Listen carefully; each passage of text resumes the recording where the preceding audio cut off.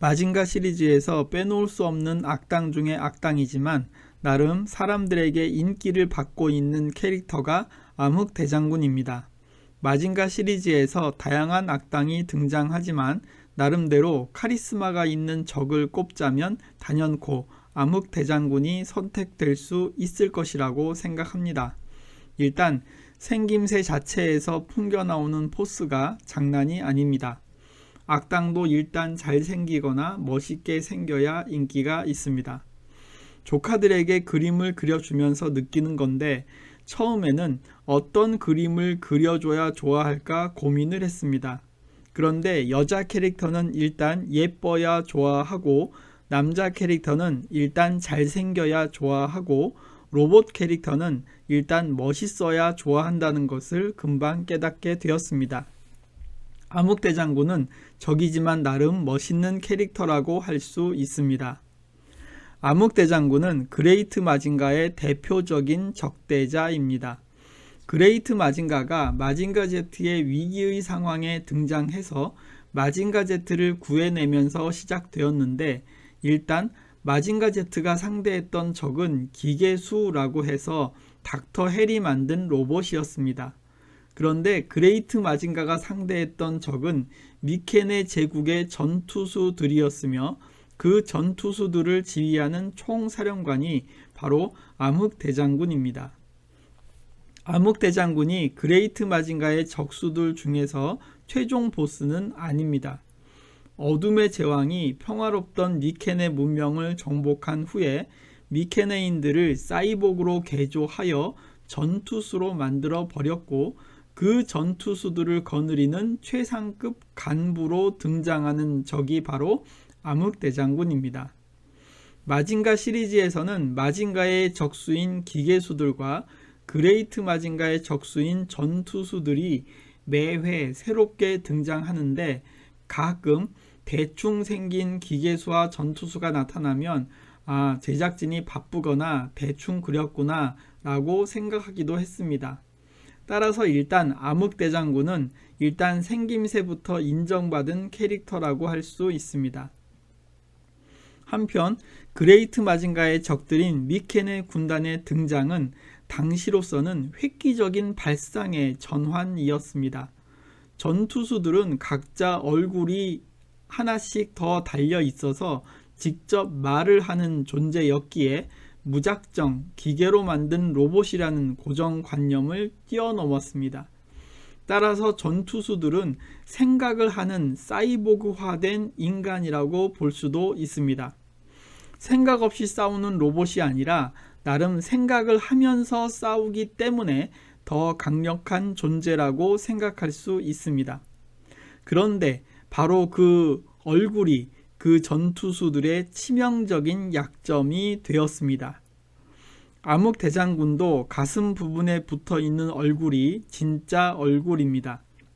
나중에 그레이트 마징가와 전투에서 칼에 찔렸을 때 피까지 나오는 것을 보면 미케네 제국의 전투수들은 인간과 로봇이 결합된 사이보그였다라고 생각할 수 있습니다.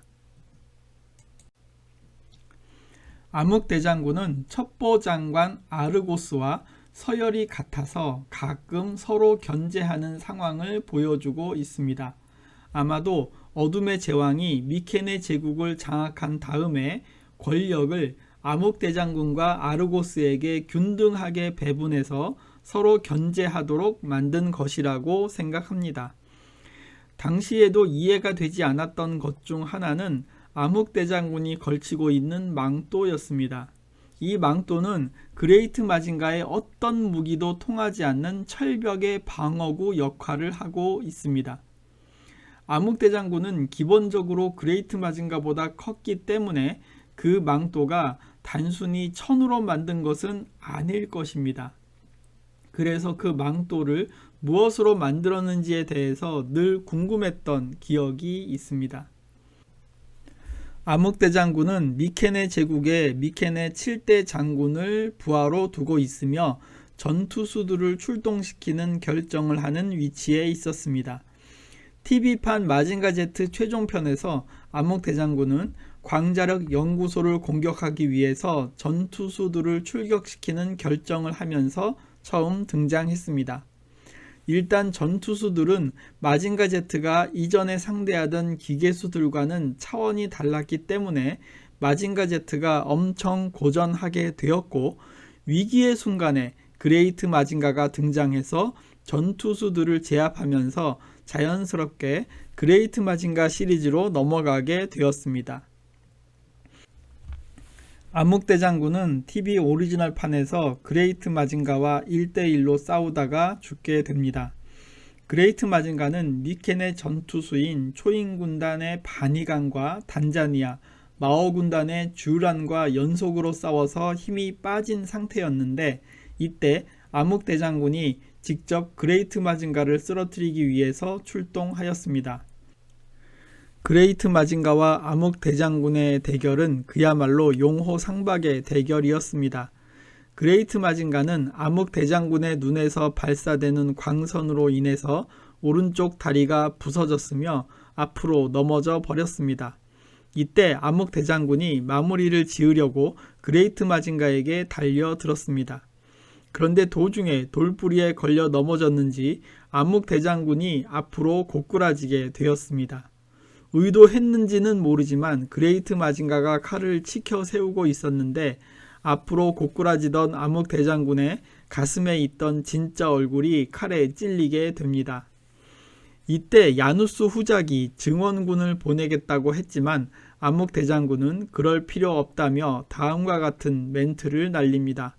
지금 내게 필요한 건 지옥의 고난에도 견딜 수 있는 용사의 노래다. 암흑대장군은 스스로 자폭하면서 그레이트 마징가와 함께 죽음을 맞이하기로 결심한 것 같았습니다. 암흑대장군이 자폭하였지만 암흑대장군의 의도와는 달리 그레이트 마징가는 죽지 않았습니다. 그레이트 마징가를 조종하던 트루기 테치야는 암흑대장군의 최후를 보면서 적이지만 훌륭했다 이렇게 말하며 그에게 경의를 표하기도 했습니다. 암흑대장군과 경쟁 관계에 있던 아르고스 장관도 암흑대장군의 무용을 인정하면서 애도하였습니다. 이후 어둠의 제왕은 아르고스만으로는 부족함을 느꼈는지 죽은 닥터 헬을 다시 살려서 개조하여 지옥 대원수라고 칭하고 암흑대장군의 후임으로 맡기게 됩니다. 구독과 좋아요는 영상을 올리는 저에게 커다란 힘이 됩니다. 감사합니다.